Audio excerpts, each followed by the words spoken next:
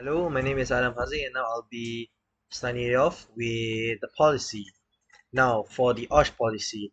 Now, basically, every organization must have their own specific OSH policy. It must be concise, accessible for everyone, reviewed constantly, and made available for external parties. So basically, what it means that no two organization will have the same OSH policy.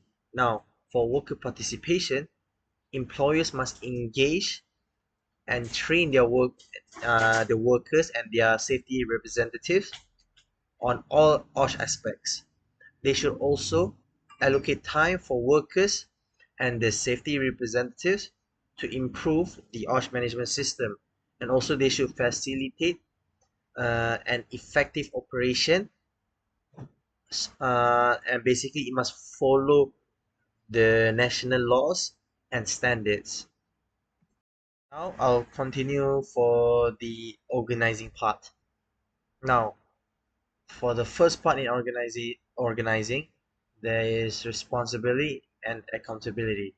So basically, the employer will bear the responsibility of their workers' safety and health. They will basically be 100% accountable for anything that happens to their workers. So, and also they must establish an effective provision for the active involvement of their workers and representatives in the safety and health committees. So basically, the employer must offer an enough amount of supervision for the safety and health of their workers. Now, the second part under organizing is competence and training. Employers should establish arrangements to ensure that all individuals are competent to fulfill their safety and health responsibilities, and employers must have or access sufficient OSH expertise to manage workplace hazards and implement the OSH system. So basically, uh, the employers must ensure that all of their workers and representatives are fully competent and they are well trained so they can handle workplace hazards and risks in regards to safety and health. Now, for the third part in organizing is occupational safety and health management system documentation. So the OSH management system documentation tailored to the organization size and activities may include four of the followings: OSH policy and objectives, what they want to achieve and their specific policies; key OSH management roles and responsibility. So basically, this in regards to what I said earlier. So uh, the employer must basically uh, assign people to be responsible for their workers' safety and health, significant OSH hazards risk, and prevention or control measures. So basically, the employer also should uh, list down uh, control measures for any hazard or risk that happens in the workplace environment.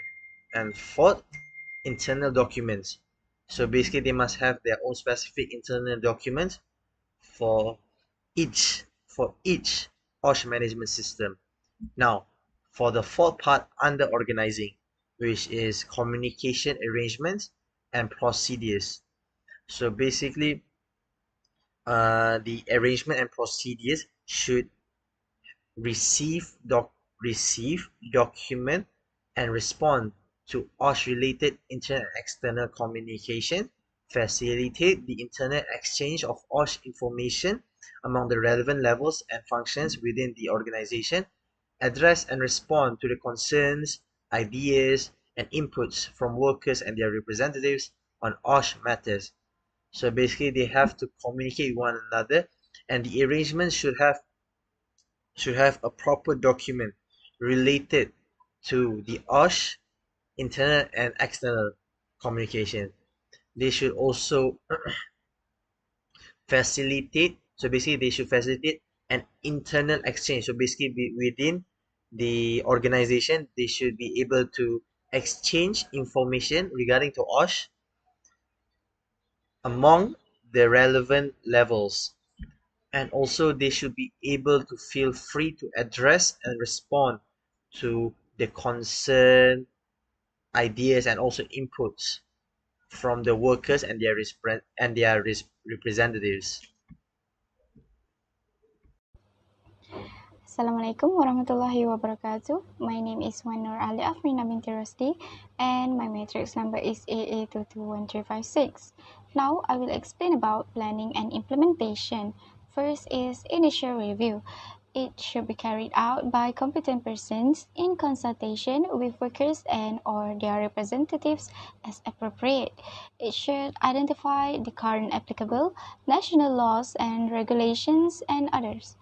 Next, is identify, anticipate, and assess hazards and risks to safety and health arising from the existing.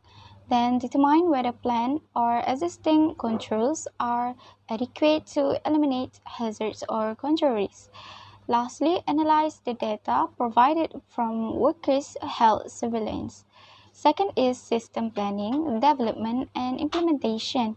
It is to create an OSH management system that supports compliance with national laws and regulations. Next, the elements of the organization's OSH management system.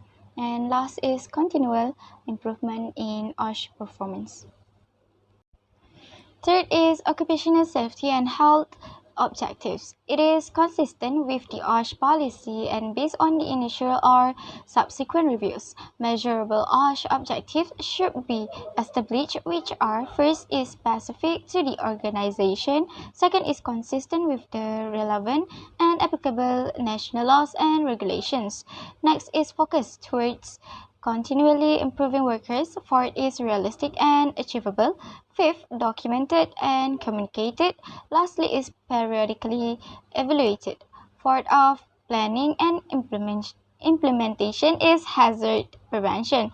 First is prevention and control measures, which is hazard and risk to workers. Safety and health should be identified and assessed on an ongoing basis.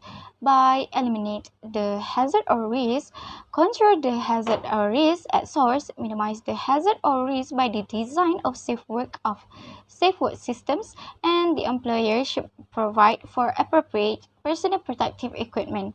Second is management of change. Lastly is emergency prevention, preparedness, and response. It should be established and maintained. Fifth is procurement. The procedures should be established and maintained to ensure the compliance with safety and health requirements for the organizations is identified. Next, national laws and regulations and the organization's own OSH requirements are identified.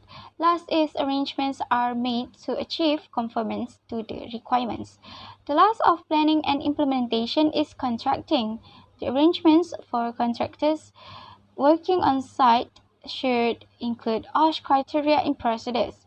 Next is establish effective ongoing communication and coordination between the organization and the contractor. Third is include arrangements for reporting work-related injuries. Fourth is provide related workplace safety and health hazard awareness. Fifth is regularly monitor OSH performance of contractors' activities on site. And lastly is ensure that on-site OSH procedures and arrangements are followed. That's all. Thank you. Assalamualaikum. Today I want to present about evaluation, performance monitoring and measurement. Procedures to monitoring, measure, record OSH performance on a regular basis should be developed, established and periodically. Responsibility, accountability and authority for monitoring at different levels in the management structure should be allocated. Investigation, qualitative and quantitative measures appropriate to the needs of the organization should be considered. First, based on the organization's identified hazards and risks. Second, support the organization's evaluation process. Investigation of work-related injuries, illness and incidents, and impact on safety and health performance. First, investigation of the origin and underlying causes of work-related injuries and illness health should identify any failures in OSH management system and need to be documented. Second, such investigations must be carried out by competent people. Third, the results of the investigation should be communicated to Security and Health Committee. Fourth, the results of the investigation should be communicated to the appropriate present corrective action. Fifth, corrective action resulting from the investigation must be implemented to prevent the recurrence of work-related injuries. Sixth, reports produced by external investigative agencies should be acted upon in the same manner. Audit. First, arrangements to carry out periodic audits need to be established in order to protect the safety and health of workers. Second, an audit includes an assessment of elements of the organization's OSH management system. The audit should cover 90 matters, among them: first, OSH management system documentation; second, worker participation; third, responsibility and accountability; fourth, OSH policy; fifth, communication. The audit conclusion should determine whether implementing elements of the PPE management system or subsets this. First, effective in fulfilling the organization's PPE policy and objectives. Second, effective in encouraging full employee participation. Third, meet the goals of continuous improvement. Fourth, the audit must be carried out by a competent person internally. Management review should first evaluate the overall strategy of the KKP management system in order to meet the planned performance objectives. Second, assess the ability of the PPE management system to meet the overall organizational needs. Third, identify the necessary actions to correct any deficiencies in a timely manner. Fourth, assess progress towards the organization's PPE objectives and corrective action activities. Hello, my name is Mohammed Shazrai. I'm here to present about the action that we should take to improve the OSH management or system in order to maintain plan for preventing and fixing issues through OSH management, system monitoring and reviews. This plan should include analyze the underlying reason for any failure to comply with the OSH rules and management system, taking action to correct and prevent issues, including making changes to OSH management system and keep records of the actions. In order to set up and keep plans for constantly improving the OSH management systems and plans, these plans should consider the OSH objective of the organization, the result of hazard and the risk of identification of assessment, and the result of health protection and promotion program. Essential features for OSH. Based on the experience of others, for an OSH MS to work well and last, it should have these key elements, such as visible management commitment to safety, secondly, sound safety policy, safety to be a line management responsibility, competent safety advisor, high, well understood, and safety standards. Assalamualaikum and hi, my name is Arfan and I will be talking about management commitment. So, first of all, you have to make sure that OSH, Occupational Safety and Hazard, is the responsibility of managers at all costs. Next, you have to clearly define and communicate who is responsible for OSH hazards and risks. Besides that, you also have to provide necessary supervision to protect employees' safety and health. Lastly, you also have to create and act on a clear OSH policy and measurable goals. Next, I will be talking about workers' participation. There are many ways that workers can and should participate in OSH MS activities. IOHA suggests that representatives should be actively involved in emergency preparedness, task analysis, and safety assessments. Safety assessments include knowing what are the dangers of such job and occupation.